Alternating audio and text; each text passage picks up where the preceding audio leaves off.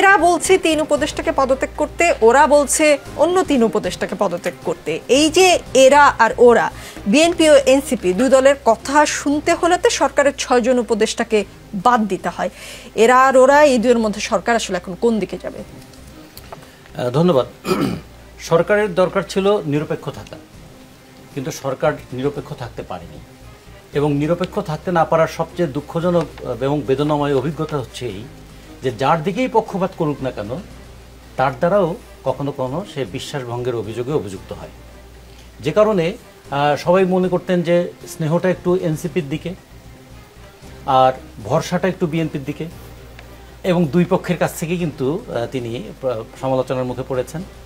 কারণ সরকারের কাছে মানুষ চেয়েছিল অভ্যুত্থানের যে নৈতিক শক্তি, সে নৈতিক শক্তির একটা পরিপূর্ণ প্রদর্শন হবে, কিন্তু নৈতিক শক্তির চাইতে সেখানে যদি স্নেহ মমতার প্রদর্শনটা বেশি হয়, কখনো কখনো এইরকম কথাও বলে ফেলেছেন যে তোমাদের তো দল করতে হবে এবং দল করার জন্য তোমরা এগিয়ে আসো।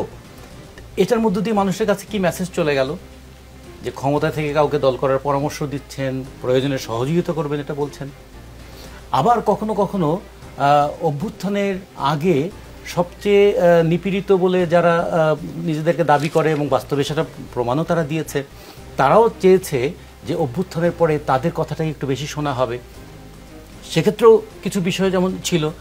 সব মিলে আমাদের যেটা মনে হয়, আমাদের জাতির সামনে একটা দারুণ সুযোগ এসেছিল। সুযোগ আমাদের অনেকবারে এসছে, এবারের সুযোগটা এত বড় সুযোগ ছিল যে এত বড় জনসম্পৃক্ত অভ্যুত্থান কিন্তু 90-এও হয়নি। যদিও 90-এর গণঅভ্যুত্থানের সময় আমি সেখানকার একজন কর্মী ছিলাম।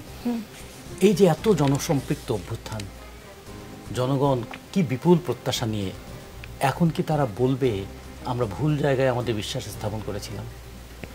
এইটা যদি হয়, এটা বললাম এই কারণে যে ট্যাগিংয়ের বিষময় প্রভাব আমরা 15 বছর দেখেছি, যে কোনো সমালোচনা করা যাবে না। সমালোচনা করলে একসময় 72-73 সালে একটা কবিতা লেখা হয়েছিল, ধরা যাবে না, ছোঁয়া যাবে না, বলা যাবে না কথা, জীবন দিয়ে পেলাম শালার এমন স্বাধীনতা।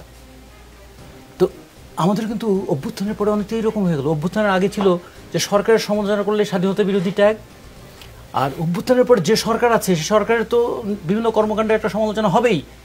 সমালোচনা হলেই তখন সেটা ফ্যাসিস্টের দোষ। তাহলে মানুষ যাবে কোথায়? ট্যাগিং আর বাঙালির কপাল থেকে যাচ্ছে না।